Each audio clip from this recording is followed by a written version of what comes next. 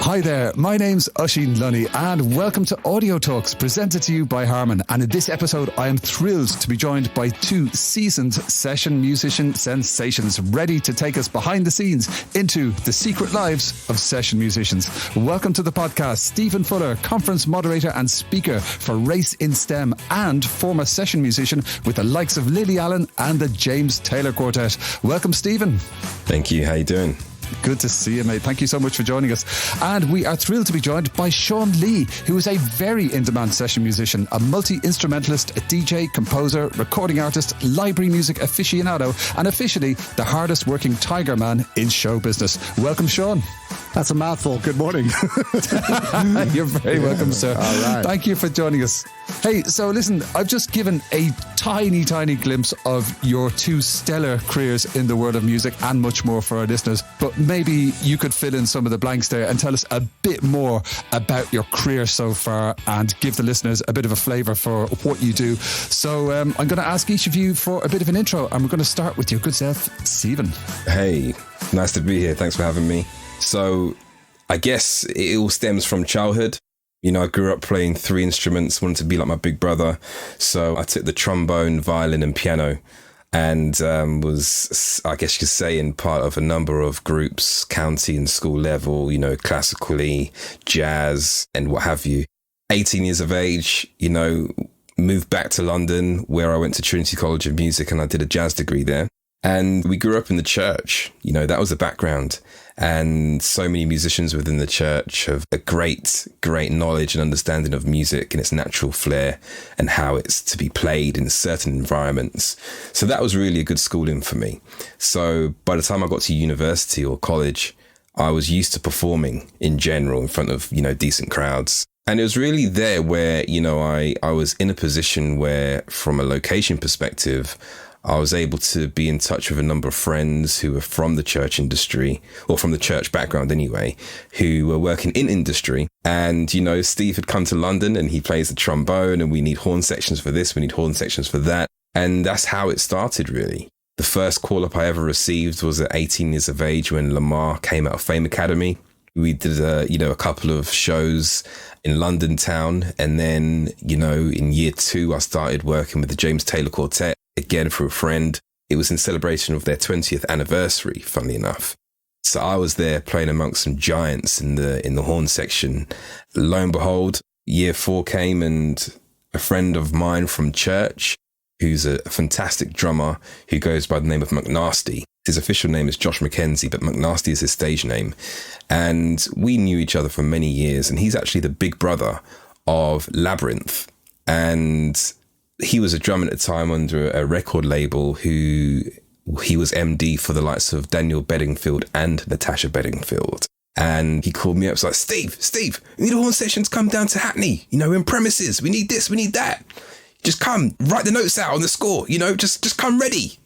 I had no idea of who the artist was or anything like that. And we just get in and we're playing, you know, the same thing over and over and over again. It was very monotonous. It was very boring, to be quite honest with you, because 4 years of playing jazz, 4 years of jazz scales and all this type of stuff was what it was. And then lo and behold, you know, the artist came and says, we're number 1. And long story short, it was Lily Allen. So that's where it got up to. And then obviously the rest is another story. But, you know, that's how it happened for me. That's a beautiful backstory. I love it. There's a nice symmetry to there and a great path. And I can imagine that moment of surprise when, you know, Lily Allen is unveiled to the room. That's brilliant. And coming over to your good self, Shawn, talk to us a bit about how somebody from the States ends up living in the UK and becomes the hardest working tiger man in show business. What's your origin story? Okay, wowzers. I was sort of born and raised in Wichita, Kansas, which is in the Midwest of America. And I started playing when I was really young. I started on guitar first, and then I played guitar for a few years, and then I picked up the drums, and I was playing both at the same time. And I was always a huge lover of music, listening to records and the radio and really just devouring everything I could get my ears on, you know, listening very critically. And so I got really interested about who was making these records, who was playing on these records. And so I started to look, and that opened up a whole, you know, world for me. And I think when I started to record music, I realized that I wanted to be an artist, but I also just love to play. And I was very interested in also playing on records. And so I never thought that you couldn't do both. I felt like I could make my own records and play on other people's records. I could produce, I could do whatever I wanted to do. It was all part of the same world. I think a lot of people always thought you had to do one thing and specialize. My interests were always very diverse, so I just followed that path, even when that wasn't something that people were doing at the time. I moved out to LA in '88 with the idea of getting a record deal and also getting into whatever kind of musical trouble I could, get into. And then I probably started doing sessions in like '89 for people. And I think what's driven my session career, which is sort of a parallel thing that's going on in the background all the time, was people would like what I did on my own records, and people would say, well, who's playing drums on that? And I'd be, oh, it's me. Well, would you come and do this drum session? And so I started to apply my talents in that way, but I was also collaborating with people and writing with people, and there was loads of different levels of engagement, and that's continued all the way up until now. I got a record deal over here to Talking Loud in 1993, which you know about. Giles signed me and brought me over here. As soon as I came over here, I started, writing and recording my own stuff, but I also was getting calls to do sessions over here because people knew about me. It was really interesting. I mean, in LA, I did sessions with Jeff Buckley, like some really like random things. Music is a funny little world. There's all sorts of weird crossovers. If I look at what I've done on paper, some of these things, they're just from such different worlds, but it all makes sort of sense. But I think one of the first sessions that I did over in London was I got called to Abbey Road to play guitar on the Spice Girls, Very random. But I've done a lot of underground, a lot of left field, a lot of people that if I reeled off the names, people would know who they are, or only musos would know who they are. But, I'm into music. That's what I do. And if somebody wants me to do something, if I want to do it, I do it. And I still adhere to that today. I do what I like and I like what I do. And it's all good. That's sort of an introduction to how I got over here. Fantastic. I absolutely love that. And, a bit of disclosure here for the listeners. I have been a huge fan of Shawn's work since the early Talking Loud days onwards. Big up Giles Peterson there. Signed some great people back in the day. And if you really want to just treat your ears, I recommend you check out his back catalogue. And we'll be linking, of course, to both Shawn and Steve's websites in the show notes. So, folks, I don't know who wants to jump in here. I mean, maybe just for the listeners, if they're not familiar with this world, obviously all of us are. We've bought vinyl records back in the day, reading about the musicians on the sleeve liners and maybe buying records because of the musicians. I know I certainly did. But basically, if anybody doesn't know, how would you describe a session musician? What are they? I think, you pay, we play. It's like on records, it's on, TV shows, on tour. It's any situation that you need a musician to come play. And generally session musicians are people that are quite quick and they were able to find a part or learn a part quite quickly and play it well and have good time, good feel, good tone, and make music sound good. And I think that's what session musicians do. I think that's 100%, Shawn. I couldn't agree more. I think what I would add to that is, the ability also, a skill set of a session musician is, I'm sure as you're aware, being able to turn it on for when it's live, but then also turn it on for when you're in the studio, because it's two different types of playing. When you're live, you can feel the audience, you can feel the crowd, you can feel the vibe on the stage. When you're in the studio, you need to play as it needs to sound a particular way for the album.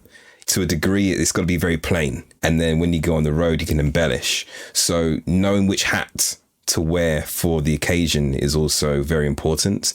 Knowing which gear to play. Shawn might play a different guitar in the studio compared to when it's live. I know I have a few trombones that I play different in the studio compared to when it's live. So 100%, you pay, we'll play. It doesn't matter. It could be for a kids' TV show because there's royalties and commission. It could be for supermarkets per se, for any supermarket or whatever it is. We're happy to be on board of it because we know what the potential outcome is. It's not an industry where you can say, yes, look, we have life insurance, we have bonuses, we have, death in service and all that type of stuff.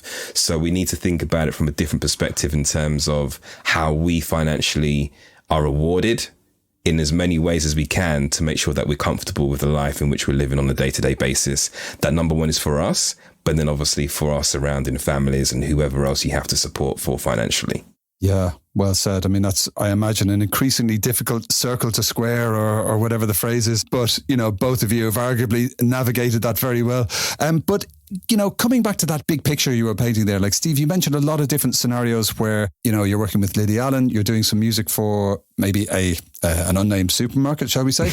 Are there any particular musical genres that are well known for leveraging session musicians? I mean, I'm thinking back to like the golden age of Motown, the Funk Brothers, and Nashville is very noted, and Stax, etc. Are there any genres or musical movements that particularly, use session musicians, or do you think it's across the board? I would say I think is across the board. However, what I'll say is that in my experience, I mean, look, I'm an early 80s baby. With that being the case, I would say at the moment, there's a lot of interest from my genre and background of musicians who come from maybe the gospel or the trap jazz type of industry, who are able to facilitate some fantastic musicians who can play not just your stereotypical, 2 and 4 in the beat, but they're going all over the place with chops, with chord progressions and all sorts of things. But then these musicians of today's day and age, they really look up to the recording greats, Nathan East, for example, bass player with Eric Clapton, and he's done so many different works of art. And I think it is art, what he does. So I would say that, from my experience and my understanding, the gospel, trap, jazz arena, or the genre, it's been able to open up so many different avenues for so many people globally, dare I say. And it forces you to kind of explore different genres of music, whether it's hardcore, jazz itself, whether it's just simple world music. It's also fused with fusion, like sort of Jamiroquai, and all these other greats who are very much open to exploring what music means in terms of its orchestra and the musicians and the music and instruments of what's used on these albums. Because my genre, are listening to the likes of Winston, Dennis Rollins, who used to play the trombone on Traveling Without Moving, and, a part of the Jules Holland Orchestra and all that type of stuff. So always looking to up, that. That's my perception anyway. I mean, Shawn's coming from a different perspective, so I'm sure he's got something to add or a different way of thinking about things. I think what you're saying is absolutely right. I'm 60 now. I still work with a lot of younger musicians, and I'm sort of around, those kind of people that you're talking about, like the Joe Armand Joneses and the Ezra Collective and Yusef Days and Tom Misch and people like that. I mean, I'm doing some stuff with Tom in a few days' time. And so I come from a very different world, and I think what you were saying is true, because a lot of those guys I've found, through the last few years, that those younger musicians know who I am, and they pay attention. They admire what I do. Like you were saying, they look back. Like when I play drums, I play really simple. I don't throw any chops out. And all the drummers that I've met from the scene, all surprisingly for me, they really love my drumming, which makes me laugh. But then I appreciate they see that I'm coming from a very different school, and I'm only doing what I'm doing. And they're just like, man, your pocket's so amazing. For me, that's like some sort of weird full circle for people that have loads of chops to appreciate. I probably have like anti-chops. You know what I mean? I got space chops, the doing nothing Sweet. chops, But it's cool. I think what you see now that's really different, this might be slightly going sideways, but I think when I started off, I played more than one instrument, and I was always interested in being a multi-instrumentalist. And when I was doing that, what I was doing was pretty rare. There were only a couple of people like Prince and Stevie as role models for me. And I think now everybody plays 2, 3, 4 instruments, and they play them really well. And it's just normal. I don't know one musician of a younger age that doesn't play at least 2 instruments really well. They usually play more than that, and that's a big difference now, I think. And people not only can play more than one instrument, but they can write, they can sing, they can produce, they can engineer. It's a much wider skill set now. than there was before, where people were more specialist, I think, back in the day. But I think, a bit of both is definitely a healthy thing. Sean, you hit so many notes there, which I'm, it's bringing me back to my days of playing. I'm like, wow, yeah. I don't know what it's like for you, but I think it gets to a stage as well with a session musician, when you have the experience and people know who you are, you don't actually get any more calls to audition for anything. You're somebody who's a name. So, if you're getting the call, they know what product you're bringing to a session or to a gig. And I remember once, you talk about, you're a basic in the pocket drummer, for example. I remember getting the call for the James Taylor Quartet, and I was 19 years of age, playing with, at the time, must have been 29 years of age people who are beasts. They're playing trombones like it's a trumpet. They're playing all this different stuff. And I said to my friend, his name's Graham Flowers, fantastic trumpeter. And I said to him, Graham, why am I here? What have you done to me? Why are you putting me in a group with these people? And he said, look, what they do is fantastic. But what you do is you bring something different. You bring the feel that holds it together, which is what we need. You've got that automatic just feel of how to play, how to be on stage, how to play the music, everything. And when I saw that, again, something just clicked. And I was like, yeah, whenever I get a call for something, it's because I have a purpose and they want whatever it is that I'm bringing. So it's not just me, the trombonist, it's me, the individual. Sweet. Wow. You've really taken us both deep into the world of the session musician there, about the, evolving your reputation, about the kind of the fear of maybe stepping up to the plate. There's a bit of trepidation to begin with, but then you prove yourself, and it's, it's kind of in at the deep end. It really is, stepping alongside these giants of musicianship. It's so cool to get a glimpse of that personal journey. But speaking of which, I would love to put you both on the spot, if I may. Now, you don't actually have to name any names unless you'd like to, but I'm wondering if you could choose a best or a worst session ever. Was there a session where everything was perfect, or a session where, it was so bad it was comical?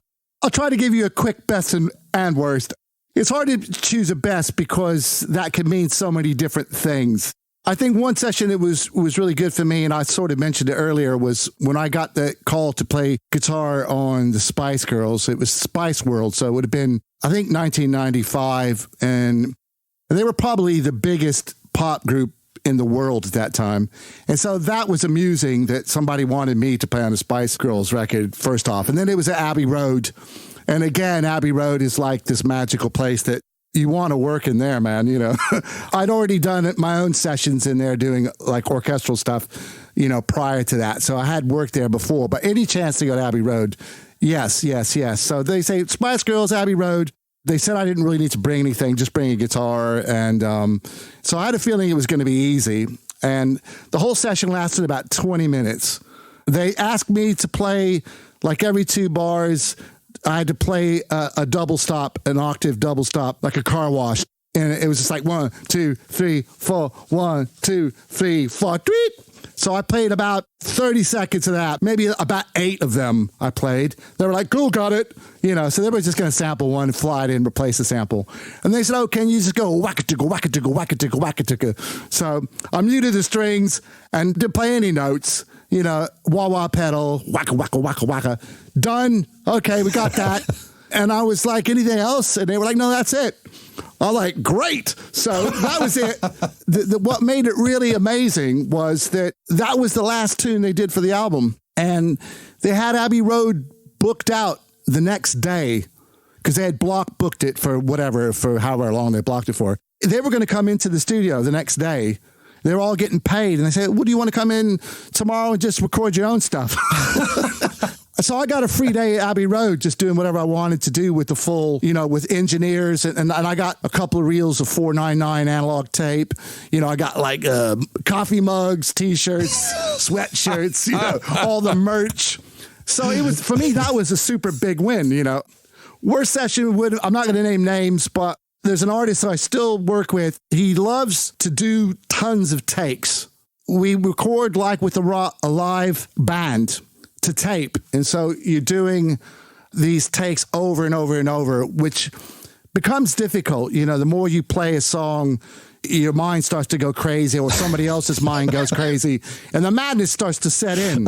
And then, like, you can tell that somebody's cracking up, and you're trying to not crack up. And then it's like one by one, everybody's starting to make mistakes. And so we spent a whole day, probably 8 hours, playing one song. Oh, can we do it one beat per minute faster, one slower? Key of E, no, now E flat, no, now F. It was like one of them ones, and you're trying to like play it so great every time. At least I was like trying to maintain the level, and I just made it through the day without losing my mind. Came in the next day, and then we listened to the playback, and it sounded really good. I was like, oh, good, we're moving on. And he goes, oh, I'd like to try it like one more time. And I was like, oh, hell no. And then we spent probably did another 30 takes on this tune. We got to about 4 o'clock or something. I don't know if it was in the middle of a take or after a take. It's probably after a take. And I'm super positive, super professional. You got to make the artist happy. You're there to do that. But I just went, I'm sorry, I can't do this anymore. I can't play the song anymore. You know, we've played this song for, whatever it was, like 20 hours or something. And I was like, I'm done. I'm just done. I can't do it. And I sort of walked out of the studio, and I walked down the road, just got some fresh air, and cleared my head, probably drank a bottle of vodka or something. and then I came back, and the band was in the kitchen, and they were all like, thank God you said something. Thank God you said something. We were all dying inside. And like nobody would say anything. I guess the fact that I sort of like produce and I do my own stuff, people that just do sessions only sometimes will just go along with whatever. Somebody says, walk off a mountain or whatever, they'll just do it. I kind of maybe spoke up a little bit too late in the game, but I sort of was the leader in that regard and said, look, man, we can't do this. You're killing us. I told the guy, I said, you're literally killing us. If we haven't got it by now, we ain't getting it. Yeah. You know what I mean? So that was the only session I ever had where I just had to throw it all in and say, look, man, I'm done. I can't do it. But it was understandable. But yeah, that was the hardest session, man, for sure. That's hilarious. That was the straw that broke the camel's back right there. Mutiny in the studio. Well, maybe part of being a great session musician is knowing where to respectfully say no if somebody's going to, disappearing down a tunnel of minutiae in the studio. So that was an amazing plus. That was just all the wins there with the Spice Girls. And then, a day of musical, I won't call it torture, but, it was kind of an experience there for Shawn.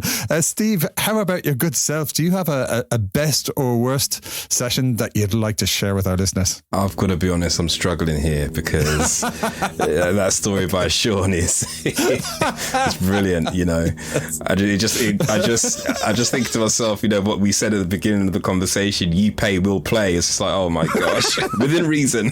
Yeah. But I can think of some sessions where the easy sessions that I've done have probably been the most successful sessions in terms of them being commercialized into industry and having played. So, well, let's start there.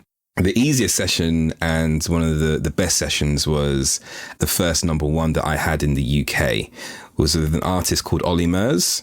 We recorded his first album and the song Dance With Me Tonight. Okay. Easy. Lovely, simple, grade 2, grade 3 type thing, And it was just a case of the producers who we know really well called Future Cut. They had a clear vision of what they wanted, So guys, the horn section, myself, trombone, sax, trumpet. We just got this idea. Nothing was notated. They said we just want something like ba ba ba ba ba ba ba ba. I'm like, okay, well, let's just jazz up a bit. That kind of thing. Nice. And they're like, yeah, sounds good. Can you just maybe do it again? And then can you maybe go into some form of harmony? And we were in the studio, literally just the three of us around 3 mics, but same studio. And we just recorded it. And we were in and out in 45 minutes to an hour. Sweet. If every session was like that, fantastic. I would say where I've been roasted. And I'm talking, you're in that room where you have to take your jacket off. Oh. Your T-shirt has to, come up a little bit. You undo the belt. You're getting worked. It would come from artists. There was an album which I recorded for a fantastic artist called Jocelyn Brown. And also another session that I did was for a UK rap artist called Wretch32. Now, the great and trying thing here is that you have musicians, as Shawn said, you have musicians who are also producers, who are also, they're just fans of music, so they have so many ideas. But when you're a horn player specifically, your lips, your embouchures can only go so far. And it's a little bit more tricky, and you have to find ways to work around it. If they're wanting a line that's like, 6 bars long, and it's at semi-quavers, at double forte, going non-stop, you need to think about breathing, so you need to articulate things in a different way. But I would say that's probably the hardest sessions that I've done, because it's so musical. And what they want to do is obviously, pad things up. So you're playing it as the first trombone, and then because they want to open up the chord structure, you have to play certain things again and then add a third underneath. So you go into a different harmony. So you're playing trombone 1, trombone 2, trombone 3. The saxophone's doing the exact same thing. Saxophone 1, saxophone. So you're making the sound a lot bigger, as opposed to it just being the unison line. And that's where the sessions that I've been a part of, especially with the Wretch and Jocelyn, they've been really, really trying. And what makes it even worse is the time of day. Those sessions were recorded like late evening, so your body wants to kind of sleep, but that's when people come alive, because some artists are more creative at nighttime and things like that. So interesting. You come out of it feeling absolutely exhausted, but you think to yourself, yeah, it's like going to the gym. It was a good gym session. You don't want to do it too often, but it was a good session to kind of get your work in order, get your lips there. And again, as I said, it goes back from that to having that discipline to being able to do it on the show live, so yeah, good and bad and ugly, frustrating, all that kind of stuff. Amazing. My goodness. Well, listen, you've both kind of taken us really behind the curtains into the studio, shown us what a great day and a not so great day might look like for a session musician. But there is a lot of chatter online about AI and this idea of AI being able to generate music. And if you shovel stuff in, AI can do a reasonable copy of a number of data sources. And, there is some conjecture around, could that be used for some musical generation in the same way that it's generating visual arts with a number of those AI platforms. But listening to what you both do and the kind of importance of the vibe and the feel and the experience you bring into it, I have strong doubts that robots could ever rock like somebody like Motown's James Jamerson or something. Artists with character, with experience, with a lifetime of creativity that goes into those, 3 or 4 minutes of perfection. Do you have a view on AI session musicians? Do you think they could work in some situations? Would you ever use them? I mean, for me, AI is something, it's happening whether we want it or not. But as far as I'm concerned, personally speaking, I'm completely involved in what I'm doing and the way that I'm doing it. And it has absolutely no place in, how I make music. And I think there's other people that will use it and other people that won't, or some people will find a more creative, intelligent way of using it. But I think technology moves so quickly that often, we're losing more than we're gaining now with technology. I think for me, music is, in art in general, is about the human experience. It's about the realness that we have as people, that we can only a human being can express. AI will continue to get better. And obviously, I think for pop, for like electronic pop music, it's probably perfect. But I think for other music, it's less appropriate, but, it's going to do what it's going to do, and people are going to use it the way they're going to use it, right, wrong, and different. But I don't feel threatened by it. I do what I do the way I do it, and that's how I've always done it, and I'll continue to do that to the best of my ability. That's it. There's only one Marvin Gaye. There's only one Jimi Hendrix. There's only one Miles Davis. These people, they make a mark, they do something, and you can imitate that, and you can imitate it quite well, but it still ain't the same thing. I don't know. We'll see. But I'm going to keep on trucking. Whether it's AI or technology, you look at certain software out there with the plugins which they have. It's a guitar sample. It's a brass sample. I think the only frustration will be, when we have a pandemic, you know, for musicians, for example, what's happened over the last few years. I remember back in 2009, the UK had a financial crisis, and for a horn section of 3, and this actually happened, for a horn section of 3 of us, we were cancelled on a live tour. It was 3 salaries that they had to pay. So what did they do? Because the financial crisis is what it is, they got rid of the horn section and they employed one person to play those sounds on the keyboard. Now, it all comes down to who's listening to the product, because, you know, if I'm going out of a rock band and there's horn section parts there, for example, to the average listener who's watching the show, they're only thinking about the main person who's singing on that stage, and they can see some drums, they can see a guitarist, they can see a bass guitarist, you know, and they can see a keyboard. They're not having a real interest in what's happening with the horn lines per se, so they can get away with that. So I agree. I think in some genres of music, specifically directed to pop, that's where AI can have a real fantastic influence. But, you know, there's only the authenticity of who you are as an individual. This is what I said earlier on. What Shawn brings to the table is what Shawn brings to the table. It's his feel, you know, and you can't take away that authentic music style. Prince could only do what Prince does because it was Prince. Michael Jackson could only do what he was doing because he was Michael Jackson. The same for Stevie, the same for Ray Charles, the same for Elvis, you know, and, you know, session musicians today, Shawn Lee, you know, Pino Palladino, you know, Dennis Chambers, all these people will always get a call because of who they are and what they're bringing to that session. So I don't think we're in dire straits at all. I think it will actually continue to grow and get better because people are going to be like, oh no, that sounds a bit manufactured. You know, can I have something that's a bit real?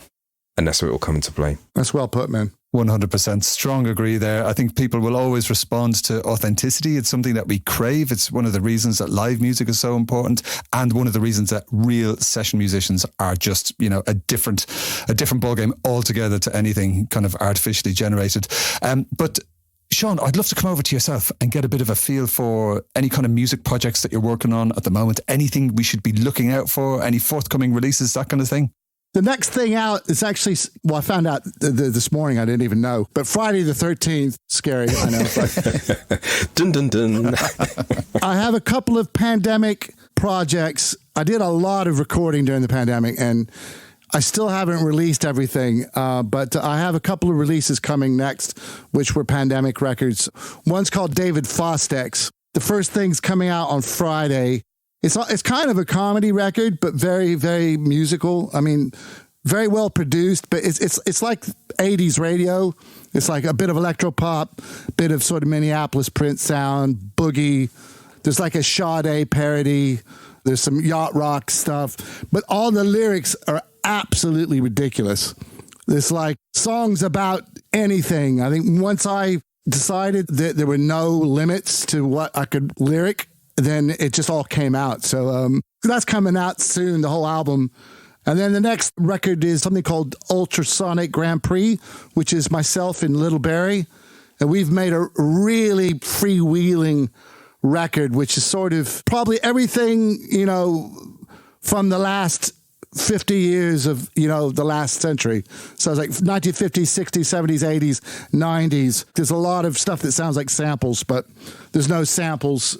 Again, pretty wacky, pretty left field, but and very musical, very something for the heads, but it's also something that you could just put on in the background and tap your foot to and just enjoy it. But that's coming out, and then I'm working on the next Young Gun Silver Fox record as we speak. We're looking to get that out next year. We're off to America in January, February to do another American tour. And I've got something that I co-wrote with Andy from Young Gun Silver Fox. This now become the second single and the title track of a very, very big pop group, which is coming out in November. I'm not allowed to say what it is. But one day in the studio at mine, we came up with 2 songs, and on one of those rare occasions, everything came together. We did that, and then I also have just done some stuff for James Morrison. I produced and co-wrote a track, and I'm playing on that. That's going to be on his new record. And then I played on a couple other songs on his record as well. Matter of fact, I'm recording a couple of bits for that when I leave here. But yeah, it's weird. You know, I continue on with my own projects and sessions. I've got a lot of sessions coming up. I'm going out with Joel Culpepper again in a few days and doing this thing with Tom Misch next week. And I'm off to France tomorrow to do a kind of an art thing that I collaborated with visual artists. And I'm doing a little sort of arty abstract performance when I get over there. But yeah, who knows, man? I just keep it busy. And there's definitely records in the pipeline. And I'm burrowing down and just working. Outstanding. My goodness, my Christmas list just got a lot longer there. I'm so happy to hear all of that, Shawn. This is great news for music lovers. That's just brilliant. Congratulations. You are absolutely not resting for a nanosecond. And speaking of which, dear listeners, at time of recording, Shawn has a session starting, I believe, in 10 minutes. So we are going to wrap things up pretty soon. I'm going to be late. Okay, I'm going to be late. Sorry, okay. And Steve, how about yourself? I mean, bearing in mind there's no such thing, obviously, as an ex-musician, but you're not really doing session musician stuff these days. You're doing some incredible work with Race in STEM. Talk to us a bit about what you're doing in 2023. In 2023, heading into 2024, basically what I do is head up a global community that centers around people of different multicultural and ethnic backgrounds within the science, tech, engineering and math space, and elevate their voices and present opportunity for them, and also help companies identify how they can be authentic with their DEI strategies to helping and supporting these areas specifically. Funnily enough, my music background does get involved in conversations somewhere along the line all the time. But, you know, I am beginning to get my trombone out again. Her name is Susudio, and, you know, she's getting worked a little bit from time to time. Good man. Especially with Christmas time popping up, a few sessions here and there. Outstanding. That's great news on all those points there, Steve. Thank you so much. And we actually met at the Dublin Tech Summit where Steve rocked the main stage and brought a whole bunch of amazing people talking about race and STEM, and it was just brilliant. And, you know, again, we're going to be linking to the incredible work of both Steve and Shawn in the show notes. Do check it out. Okay, as we are wrapping up our session here for Audio Talks, I've got one final question for both of you, and that is to choose a track to add to our VIP title playlist. And we'll start with you, good self, Shawn. Rolling Back by Young Gun Silver Fox. That's from our 4th album. Outstanding. Excellent choice there, Shawn. And Steve, what say you? I'm going to go with something that I love listening to in general. It's a Jamiroquai track and it's called Time Won't Wait. Beautiful. Okay, both those are going on the playlist, and I'm going to be really basic and throw on Steely Dan, Reading in the Years, because of that incredible solo by Elliot Randall, which is just one of the greatest of all time. And apparently it was one take. Thank you so much for joining us on the podcast that opened the kimono on the secret lives of session musicians. Thank you, Stephen Fuller. Thank you for having me. Nice to be here. Awesome. And thank you so much, Shawn Lee. Cheers, Oisin. Thank you, man. Thank you. Listeners, don't forget to subscribe, comment and share Audio Talks with your friends and family. If you're enjoying the Audio Talks series of podcasts, why not pop over to Apple Podcasts, Spotify or wherever you get your podcasts and leave a nice review. It really does mean a lot, and it helps new listeners to know about the awesome guests we talk to in every episode, like Shawn and Stephen. In the meantime, for more exclusive content, some behind the scenes goodies and maybe even some competitions, connect with us over on the Instagram. You can find us at Audio Talks Podcast. We'll be back soon for some more session-tastic Audio Talks. See you next time.